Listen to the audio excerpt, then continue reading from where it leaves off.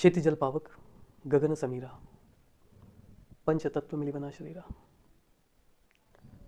और मृत्यु नाम है उस घटना का, उस प्रक्रम का, जब शरीर इन्हीं पांच तत्वों में विलीन हो जाता है, उसका विघटन इन पांच तत्वों में हो जाता है। सबसे पहले रुकती है हृदय गति, क्षिति यानी धरती अपना अधिकार लेती है। धक धक जो बीट आपके शरीर में बज रही है, जो ग्राउंड वेव उत्पन्न हो रही है, धरा अपना पार्ट ले लेती है। जल, जल की प्रकृति है प्रवाह की, रुधिर प्रवाह रुक जाता है, जल अपना पार्ट ले लेता है। धरा ने अपना पार्ट ले लिया, धरा ने अपना भाग ले लिया ग्राउंड वेव्स के फॉर्म में, प्रवाह रुक गया। ये भी वेव कॉन्सेप्ट, ट्रांसवर्स वेव, प्रवाह हार्मोन्स का रुक गया। पावक, टेम्परेचर खत्म होने लगता है, टेम्परेचर खत्म हुआ, वाइब्रेशन से जो हीट, ये भी वेव का कॉन्सेप्ट है, वो भी समाप्त हो गई।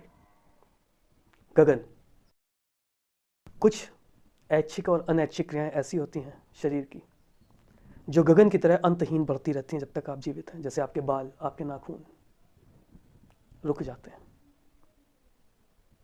गगन ने अपना पार्ट ले लिया, अपना भाग ले लिया।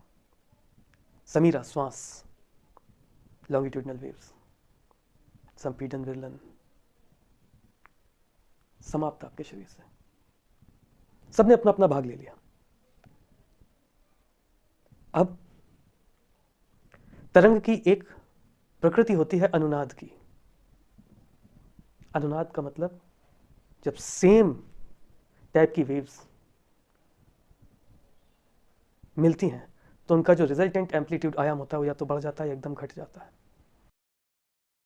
मृत व्यक्ति किसी वस्तु को बहुत पसंद करता था और आपने उस वस्तु का इस्तेमाल शुरू कर दिया, तो कहीं ना कहीं से उसकी वेव्स, देखिए वेव्स कभी खत्म नहीं होती, वेव्स इस दुनिया से कभी भी खत्म नहीं होती।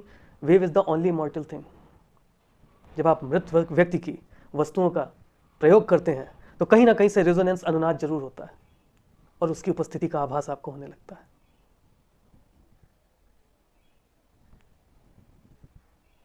तो जैसे जैसे उम्र बीतती जाए, व्यक्ति को अपने उपयोग की चीजें बहुत कम कर देनी चाहिए, जिससे उसकी मृत्यु के पश्चात उसकी मुक्ति का मार्ग खुल सके, उसकी वेव को कोई पकड़ ना सके।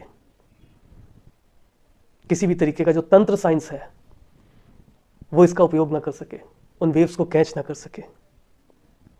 मुक्त होना चाहते हैं तो